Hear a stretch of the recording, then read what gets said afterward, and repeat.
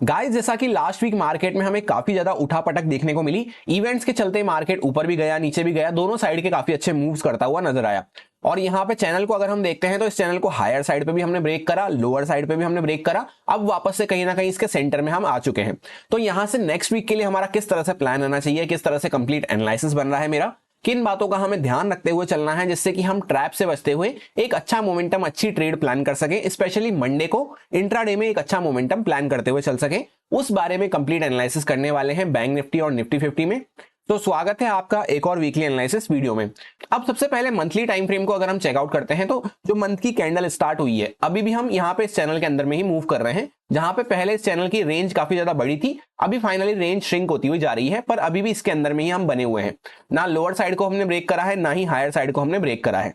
इसके बीच में ही अगर हम बने रहते हैं तो यहाँ पे थोड़ा सा जिगजैग वॉलेटिलिटी हमें देखने को मिलेगी। वैसे भी काफी वॉलेटाइल कैंडल यहाँ पे बनती हुई जा रही है। अब यहाँ पे वीकली टाइम फ्रेम पे एक बार नजर डालते हैं तो वहां पे भी सेम सी ही कैंडल हमें देखने को मिल रही है, क्योंकि मंथ और वीक दोनों एक साथ स्टार्ट होते हुए नजर आए थे। तो अब यहाँ पे अगर वीकली टाइम फ्रेम पे हम देखते हैं तो यूं तो हमने हाईएस्ट एवर वीकली क्लोजिंग यहाँ पे करी है, क्योंकि पहले किसी भी कैंडल की अगर क्लोजिंग आप चेकआउट करेंगे तो ये हमें यहाँ पे हाईएस्ट एवर वीकली क्लोजिंग देखने को मिल रही थी इस तरह से, जहां पे बार बार इस लेवल के आसपास मार्केट कंटिन्यू रेजिस्टेंस फेस कर रहा था। अब जैसा कि लोअर साइड से सपोर्ट लेके हम काफी अच्छा रिकवर करते हुए नजर आए हैं और ऊपर से काफी अच्छी सेलिंग भी करी थी, जिस वजह से काफी बड़ी यहाँ पे मैसिव कैंडल बनती हुई नजर आ रही है। इसके बीच में अगर हम घूमते रहते हैं तो यहाँ पे कोई ज्यादा अच्छा मोमेंटम हमें नहीं मिल पाएगा, थोड़ा सा जिगजैग मार्केट यहाँ पे बना रहेगा इसके हायर साइड पे। जब भी फिर मार्केट इसके हाई को क्रॉस करना चालू करता है तब एक नई रैली के लिए मार्केट यहाँ से रेडी होगा, जहां पे एक बड़े टारगेट हमें देखने को मिल सकते हैं। और रही डाउन साइड की बात, तो जैसा कि ये पहले हमारा इंपॉर्टेंट रेजिस्टेंस बना हुआ था, अब ये हमारा इंपॉर्टेंट सपोर्ट बन जाएगा, क्योंकि इसके ऊपर हमने क्लोज करना स्टार्ट कर दिया है। तो यही हमारा इंपॉर्टेंट सपोर्ट रहेगा। जब मार्केट 49,000 से लेकर 48,800 का जोन, ये पूरा हमारा इंपॉर्टेंट सपोर्ट रहेगा। इसके नीचे जब सस्टेन करना चालू करता है, at least one day time frame पे एक क्लोजिंग हमें मिल जाती है, तभी हमें शॉर्ट साइड के बारे में अग्रेसिव होकर प्लान करना है। क्योंकि लेट सपोज अगर सेलर्स को यहां से मार्केट नीचे लेके जाना था तो हर लेवल के आसपास वो यहाँ पे शॉर्ट कर सकते थे और मार्केट को थोड़ा नीचे ही बने रहने देते। पर जिस तरह की यहाँ पे रिकवरी हमें देखने को मिल रही है, हो सकता है मार्केट कुछ दिन यहाँ पे थोड़ा रुक जाए, शांत हो जाए, पर आने वाले टाइम में अगर मार्केट वापस से इसको क्रॉस करता है तो एक नई रैली के लिए मार्केट रेडी हो सकता है। अब वन डे टाइम फ्रेम को हम चेकआउट करते हैं तो यहाँ पर रेंज के अंदर तो हम बने हुए ही हैं, इस तरह से चैनल के अंदर, ब्रॉड चैनल के अंदर भी बने हुए हैं। और यहाँ पे जब ये इंपॉर्टेंट रेजिस्टेंस हमारा बना हुआ था, इसके आसपास बैक टू बैक हम यहाँ पे रेजिस्टेंस फेस कर रहे थे, इसके ऊपर कहीं ना कहीं हमने क्लोज करना स्टार्ट कर दिया है। इस तरह से मैं आपको जूम करके दिखा देता हूं। पहले हम इस लेवल के ऊपर सही से क्लोज नहीं कर पा रहे थे, एक दिन यहाँ पे एग्जिट पोल की वजह से गैप अप तो खुले, पर यहाँ पे एक अच्छी क्लोजिंग हमने नहीं दी थी, बस यहाँ पे ऊपर जाके क्लोज कर दिया था। अभी यहाँ पे कहीं ना कहीं मार्केट सही लेवल के आसपास आके थोड़ा पहले रुका, यहाँ पे बायर सेलर्स की फाइट हुई, प्रॉपर डोजी कैंडल बनी, उसके ऊपर यहाँ पे क्रॉस करना चालू कर दिया है। तो अग्रेसिव होकर हमारे लिए सेलिंग का लेवल तो यही हो जाता है। इसके नीचे ही हम यहाँ पे अग्रेसिव होकर सेल के बारे में प्लान कर सकते हैं, जहां पे जो बायर्स वगैरह बैठे होंगे वो ये स्टॉप लॉस अपना मान के चल रहे होंगे। एग्जैक्ट लेवल ये निकल के आता है यहाँ पे लगभग यहाँ पे वही 48,800 के आसपास, 888 के आसपास यहाँ पे निकल के आ रहा है। तो इस डोजी के नीचे ही यहाँ पे बायर्स की पोजीशन कटना चालू होगी, जहां पे फिर थोड़ा सा और मार्केट में करेक्शन हमें देखने को मिल सकता है। हायर साइड पे अभी फिलहाल के लिए हमारा इंपॉर्टेंट रेजिस्टेंस जो बना हुआ है वो 50,000 का लेवल यहाँ पे बना हुआ है। जैसे ही मार्केट 50,000 के ऊपर सस्टेन करना चालू करता है, 2-5 मिनट भी अगर सस्टेन कर जाता है तो यहाँ पे काफी अच्छी शॉर्ट कवरिंग होना चालू हो जाएगी। तो और भी जो यहाँ पे सेलर्स बैठे होंगे वो यहाँ पे अपनी पोजीशन बुक करते हुए नजर आएंगे। तो इसके ऊपर फिर मार्केट धीरे धीरे करता हुआ अप साइड पे जाता हुआ नजर आएगा। ये जो हमारा बीच का जोन होने वाला है, ये थोड़ा सा वॉलेटाइल जोन होने वाला है। इसमें हमें क्वांटिटीज कंट्रोल रखते हुए न्यूट्रल माइंडसेट से काम करने की जरूरत रहेगी, जहां पे इंट्राडे में छोटे मोटे मूव्स पकड़ते हुए हम चल सकते हैं। अब 15 मिनट टाइम फ्रेम पे चलते हैं एग्जैक्ट इंट्राडे कंडीशंस को समझने के लिए। सबसे पहले जैसा आप यहाँ पे देखते हैं तो लोअर साइड से काफी अच्छी रिकवरी होती हुई नजर आ रही है। एक अच्छी सेलिंग हुई, पहले यहाँ पे सेलर्स बैठते हुए नजर आए, उसके बाद डब्ल्यू स्ट्रक्चर बना के यहाँ पे, जहां पे पिछले लोगों को हमने टेक डाउन नहीं किया और काफी अच्छी रिकवरी होती हुई नजर आ रही है। तो बायर्स यहाँ पे काफी स्ट्रांगली हेल्ड करते हुए नजर आ रहे हैं अभी तक। इनको खतरा बढ़ना जब भी चालू होगा जब इस जोन के नीचे मार्केट आना चालू करता है, जो कि वही 48,800 का लेवल हो जाता है।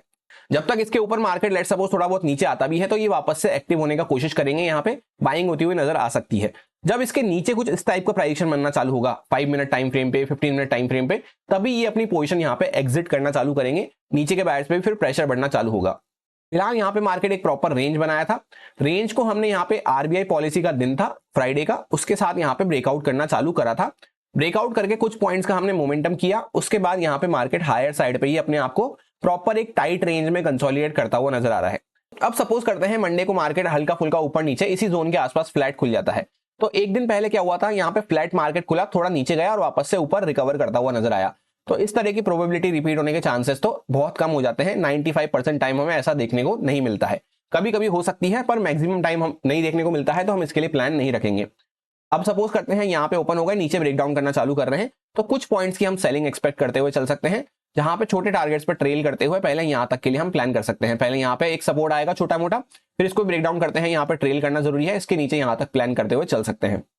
वहीं पे सपोज करते हैं इसी जोन के अंदर में हम ओपन होते हैं, उसके बाद मार्केट ऊपर साइड पे ब्रेकआउट करना चालू कर रहा है 50,000 वगैरह के लेवल को, 950 वगैरह, ये 950 के आसपास हमने ये हाई लगाया है और 50,000 का लेवल भी पास में है, इसलिए 50,000 के लेवल को हम कंसीडर करते हुए चल रहे हैं। इसके ऊपर अगर मार्केट सस्टेन करना चालू करता है तो यहाँ पे एक और शॉर्ट कवरिंग का मूव हमें देखने को मिल सकता है, जहां पे हर 150 से 200 पॉइंट के बाद हमें ट्रेल करते हुए एटलीस्ट चलना जरूरी रहेगा। इस टाइप की जब भी टाइट रेंज बनती है, यहाँ पे क्या होता है, बायर सेलर्स दोनों बैठे रहते हैं, तो इसके बीच में होप ट्रेडिंग यहाँ पे चल रही होगी, तो जिस साइड पे ब्रेकआउट ब्रेकडाउन हो उसी साइड पे हमें प्लान करते हुए चलना है। अब suppose directly market gap up खुल जाता है 50,000 वगैरह के लेवल के आसपास, 800 के आसपास हमारी क्लोजिंग हुई है, तो यहाँ पे अगर मार्केट थोड़ा बहुत रुक रहा है, थोड़ा बहुत सेलिंग दिखा रहा है, वापस से ब्रेकआउट करता है इसके ऊपर, तो बाइंग साइड पे ही हमारा प्लान रहना चाहिए। डायरेक्टली अगर मार्केट कुछ गैप डाउन खुल जाता है इस जोन के आसपास, तो भी मेरा पर्सनली बाइंग के लिए ही प्लान रहेगा, क्योंकि जो यहाँ पे बायर्स रह गए हैं वो यहाँ पे वापस से एंटर करने की कोशिश करेंगे। तो उसमें प्राइस एक्शन किस तरह से बन सकता है, या तो मार्केट इमीडिएटली वापस से ऊपर निकल रहा है तो हम बाइंग के बारे में सोच सकते हैं, या फिर जैसे मार्केट यहाँ पे गैप डाउन खोला, कुछ पॉइंट्स की हो सकता है सेलिंग वगैरह दिखाए, इस जोन के आसपास यहाँ पे सपोर्ट लेके अगर वापस से ऊपर जा रहा है तो भी हम हाई को ब्रेकआउट करने के साथ बाइंग के लिए प्लान रखते हुए चल सकते हैं। ये सारे कुछ इंपॉर्टेंट लेवल्स रहेंगे जिन पे मैं ट्रेडिंग करते टाइम फोकस रखूंगा। 50,000 का साइकोलॉजिकल लेवल यहाँ पे देखने को मिल रहा है, इसके बाद 218 के आसपास हमारा ये जो छोटी सी रेंज बन रही है, इस तरह से इसकी लेंथ यहाँ पे इतना टारगेट हम यहाँ पे ऊपर प्लान करते हुए चल सकते हैं। उसके बाद यहाँ पे 50,390 के आसपास नेक्स्ट रेजिस्टेंस हमारा हो सकता है, फिर यहाँ पे 570 के आसपास नेक्स्ट रेजिस्टेंस हो सकता है। डाउन साइड पे 49,455 से लेकर 500 का साइकोलॉजिकल जोन भी है और 455 के आसपास ये ऐसा लेवल है, पहले हम यहाँ पे रेजिस्टेंस फेस कर रहे थे, वापस रेजिस्टेंस फेस करा, इसको ब्रेकआउट करा, सस्टेन नहीं कर पाए, अभी वापस से यहीं पे रेजिस्टेंस फेस करके हमने ब्रेकआउट करना चालू करा है, तो इस जोन के आसपास इंपॉर्टेंट सपोर्ट रहेगा। इसके नीचे अगर निकलते हैं तो 49,000 के आसपास साइकोलॉजिकल लेवल है, यहां से लेकर ये 49,800 का डू और डाई वाला जोन होने वाला है। यहाँ पे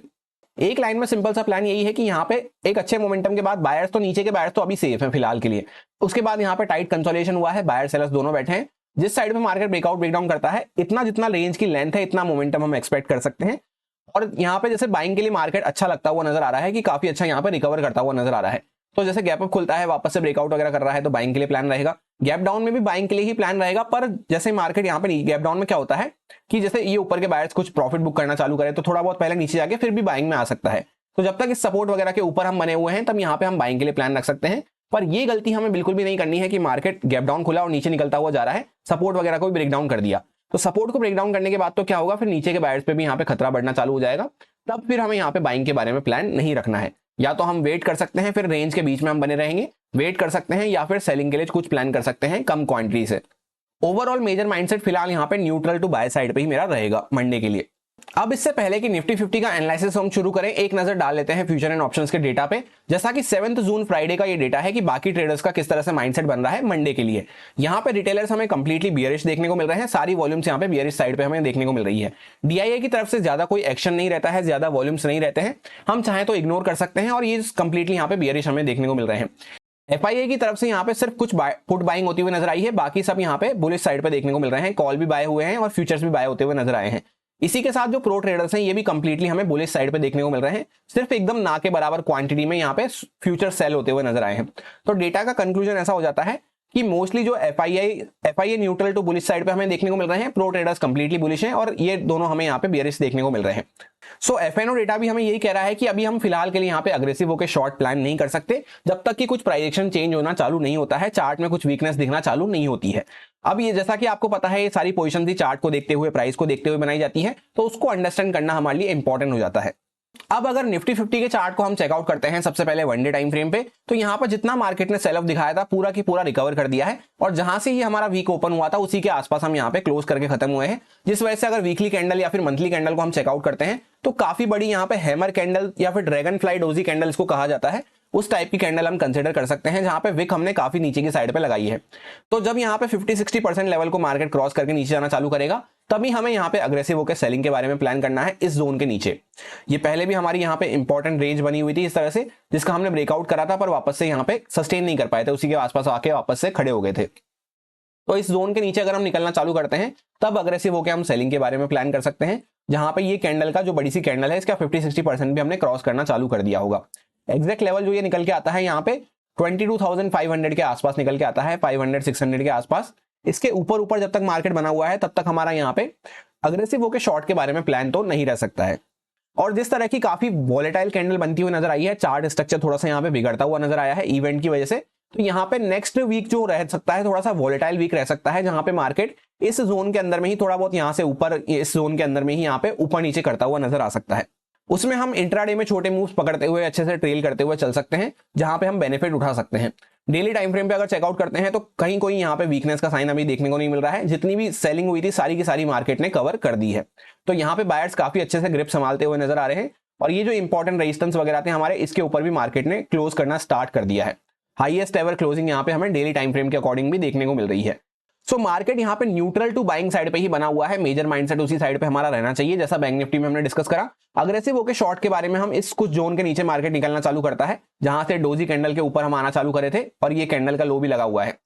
डोजी कैंडल का भी यहाँ पे क्लोजिंग प्राइस था, ओपनिंग प्राइस था, तो इस जोन के नीचे ही कुछ यहाँ पे अग्रेसिव होकर सेलिंग के बारे में 22,800 के नीचे ही हम कुछ प्लान कर पाएंगे। बीच में अगर मार्केट यहाँ पे घूमता रहता है तो काफी बड़ी कैंडल बनी है, इसके बीच में हमें थोड़ा सा जिगजैग वॉलिटिलिटी देखने को मिल सकती है।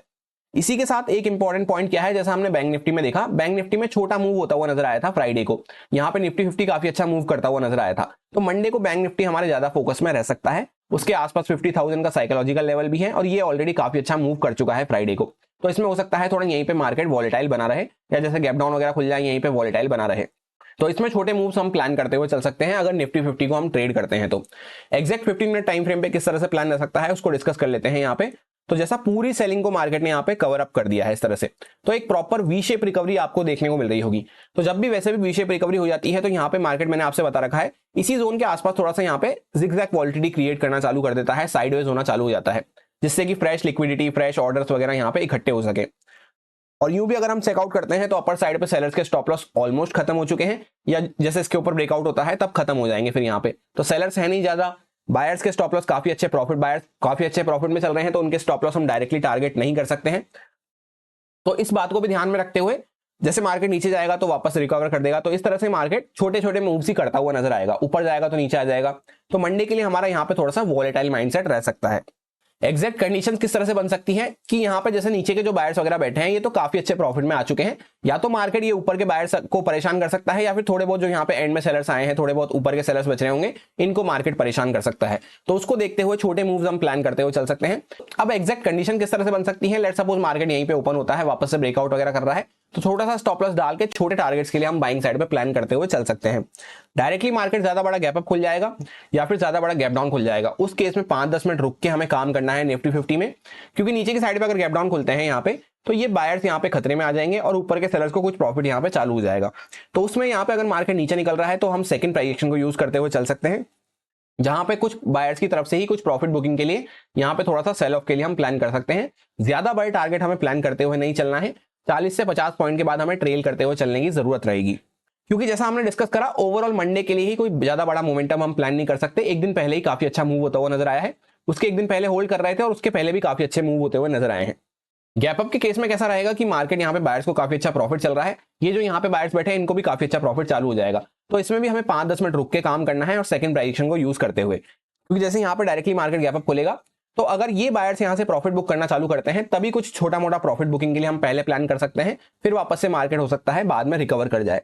ये सारे कुछ इंपॉर्टेंट लेवल्स रहेंगे जिन पे मैं ट्रेडिंग करते टाइम फोकस रखूंगा। यहाँ पे 23,333 के आसपास, 334 के आसपास हमारा ऑल टाइम हाई लगा हुआ है, 410 के आसपास नेक्स्ट माइनर रेजिस्टेंस हो सकता है, 500 के आसपास साइकोलॉजिकल लेवल है, 570 के आसपास नेक्स्ट रेजिस्टेंस हो सकता है। उसके बाद 171 के आसपास अभी हम सपोर्ट लेके यहाँ पे ऊपर आना चालू करे हैं, 076 के आसपास नेक्स्ट सपोर्ट हमारा हो सकता है, यहाँ पे मार्केट ने एक रेजिस्टेंस क्रिएट करा था। उसके बाद यहाँ पे 22,909 के आसपास ही नेक्स्ट सपोर्ट हमारा होने वाला है। सिंपल सा यहाँ पे प्लान ये रहेगा कि बैंक निफ्टी में ज्यादा स्कोप हमें देखने को मिल रहा है मंडे के लिए, और यहाँ पे कोई बड़े टारगेट्स तो हम प्लान करते हुए नहीं चल सकते, उस हिसाब से ही यहाँ पे लेवल्स वगैरह भी निकलते हुए नजर आ रहे हैं, तो छोटे छोटे मोमेंटम हम प्लान करना चाहें तो कर सकते हैं। यही मेरा सिंपल सा एनालिसिस बन रहा था दोनों इंडेक्सेस में, जो आपके साथ प्योरली एजुकेशन एक्सपीरियंस पर्पस से शेयर किया गया है, सारे लॉजिक्स एंड रीजंस को एक्सप्लेन करते हुए। अब अगर आपको अच्छा लगता है, समझ में आया है, तो आप इसको यूज में ले सकते हैं अपने रिस्क पे, अपने प्रॉपर रिस्क मैनेजमेंट को फॉलो करते हुए, अच्छे से स्टॉप लॉसेस वगैरह को फॉलो करते हुए।